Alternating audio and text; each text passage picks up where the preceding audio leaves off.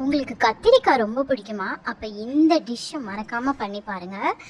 எண்ணெய் கத்திரிக்காய் பொரியல் எப்படி பண்ணுறதுன்னு இப்போ வீடியோக்குள்ளே போய் பார்க்கலாம். அதுக்கு முன்னாடி நம்ம சேனலை சப்ஸ்கிரைப் பண்ணிடுங்க. ஒரு கடாயில் எண்ணெய் எதுவும் விடாமல் தனியா 2 ஸ்பூன், கடலைப்பருப்பு 1 ஸ்பூன், துவரம்பருப்பு 1 ஸ்பூன், கொஞ்சமாக மிளகு, அப்புறம் 2 வரமிளகாய் போட்டு நல்லா ஃப்ரை பண்ணிக்கோங்க. உங்களுக்கு காரம் இன்னும் கொஞ்சம் வேணும்னா இன்னும் 2 மிளகா கூட நீங்கள் போட்டுக்கலாம். நல்லா ஃப்ரை பண்ணிக்கோங்க. நம்ம ஃப்ரை பண்ணுறது வந்து எண்ணெய் விடவே கூடாது, சும்மா ட்ரை பேனில் தான் ஃப்ரை பண்ணணும். அதுக்கப்புறமா ஆறுனதுக்கப்புறம் ஒரு மிக்சி ஜாரில் நல்லா அரைச்சிக்கோங்க. இங்கே பார்த்தீங்களா, கொஞ்சமாக பொடி ஆற மாதிரி அரைச்சிக்கோங்க. அதுக்கப்புறம் கத்திரிக்காயை எடுத்துக்கோங்க. நல்லா குண்டு குண்டு கத்திரிக்காயாக இருக்கணும். நான் இப்போ வீடியோவில் கட் பண்ணியிருக்கிற மாதிரி 4ஆக போட்டு கட் பண்ணிக்கோங்க. இப்போ பாருங்கள், அழகாக நான் வந்து கட் பண்ணியிருக்கிறேன். இங்கே பார்த்தீங்களா, 4ஆக குண்டு குண்டாக இருக்கிற கத்திரிக்காயை இந்த மாதிரி 4ஆக கட் பண்ணிக்கோங்க. இன்னொரு வாட்டி உங்களுக்கு காமிக்கிறேன். ஸோ எல்லா கத்திரிக்காயும் இந்த மாதிரி 4ஆக கீறி காம்பை எடுக்காமல் கட் பண்ணி வச்சுக்கோங்க. அதுக்கப்புறமா அந்த உப்பு போட்டு அரைச்சிருக்கோம் பார்த்தீங்களா மசாலா, அந்த மசாலாவை உள்ளுக்குள்ளே நல்லா பரப்பி விட்டுக்கோங்க.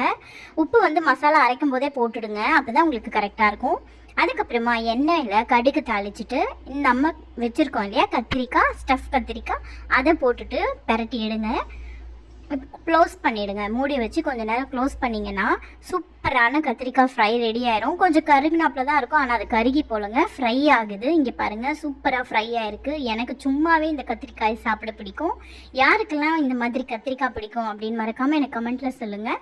இது வந்து ரசம் சாத்து கூட செம்மையாக இருக்கும். ஆனால் நாங்கள்லாம் சும்மாவே வெறுமனையே சாப்பிட்ருவோம்.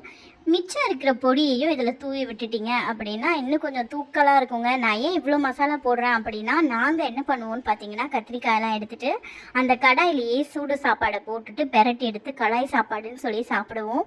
நீங்களும் அந்த மாதிரி பண்ணி பார்த்துட்டு எனக்கு கமெண்ட்டில் மறக்காமல் சொல்லுங்கள். நிறைய பேர் வீடியோ பார்த்துட்ருக்கீங்க, ஸ்பெஷலான ரெசிபியும் வந்துக்கிட்டே இருக்குது, ஈஸியான ரெசிபியாக இருக்கும். மறக்காமல் நம்ம சேனலை சப்ஸ்கிரைப் பண்ணிவிட்டு பாருங்கள். இங்கே பாருங்கள், சூப்பராக குண்டு குண்டு கத்திரிக்காய் ஃப்ரை செம்மையாக ரெடி ஆயிடுச்சு. இங்கே பார்த்தீங்களா, இதை சும்மாவே நம்ம சாப்பிட்லாம், ரொம்ப சூப்பராக இருக்கும். சூடு சாதத்தில் நல்லா பெனஞ்சி சாப்பிடும்போது சும்மா அப்படி இருக்குங்க.